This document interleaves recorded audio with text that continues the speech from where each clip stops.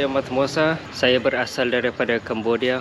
Kalau anda nak jadi kawan saya, sila pergi ke sini.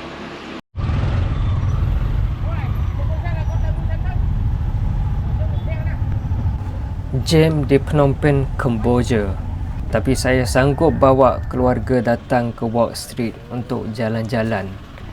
Dan plan nak makan malam juga. Jalan waktu malam di Phnom Penh, Cambodia ni rasa macam best. Sebab tak panas, ada lampu warna-warni. Bagi saya best lah. Boleh tenangkan fikiran dan boleh buat aktiviti macam-macam. Kami pun bunyilah muzik tradisional Cambodia. Dan kat mana dia main muzik tu? Jom kita pergi tengok.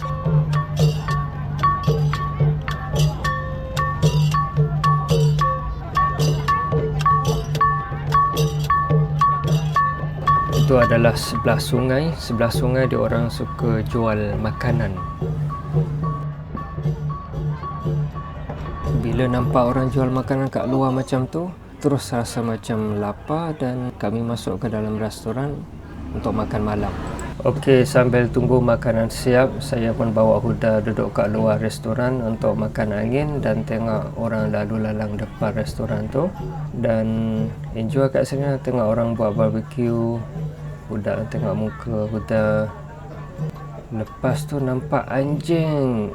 Oh, tetamu kat atas, kat depan tu, dia bawa anjing datang restoran. Tengok anak anjing tua besar ni. Okey, ni adalah roti, chai dengan ada kenapa yang hitam sikit tu. Tak ingat. Lepas tu ada ayam tenduri dan panipuri.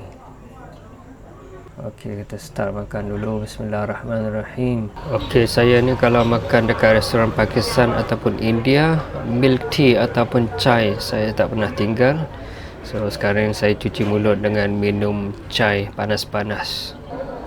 Okey, selepas dah makan malam, kami pun keluar jalan ke sebelah istana. So sebelah istana pun meriah juga, ada jual makanan dan lampu dia pun menarik dekat istana tu. So kami pun jalan lah. Ini adalah Tube Coffee, kedai kopi yang terbaik sekali di Riverside. Nampak vibe dia sangat best lah.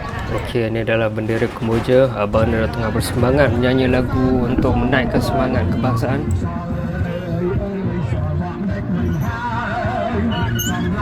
Okey, dah sampai ke sini. Anak saya pun beli belon bentuk macam pedang apa semua. Memang budak suka lah benda macam ni. Okey, dekat Riverside ni memang kawasan ni lah yang terbaik, yang best. Nampak tak orang bawa anjing datang untuk walk. Dan ini adalah istana, okey, istana Kemboja. Depannya ada taman dan orang duduk kat sini beramai-ramai dengan family, dengan kawan-kawan makan.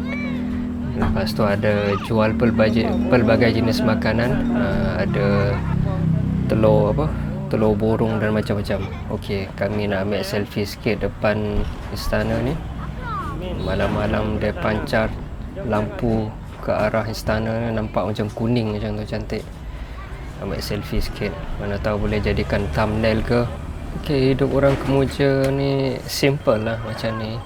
Kita jalan-jalan dengan family. Lepas tu makan angin. Tengok budak tu naik basikal dengan adik dia, macam anak saya juga, 2 orang.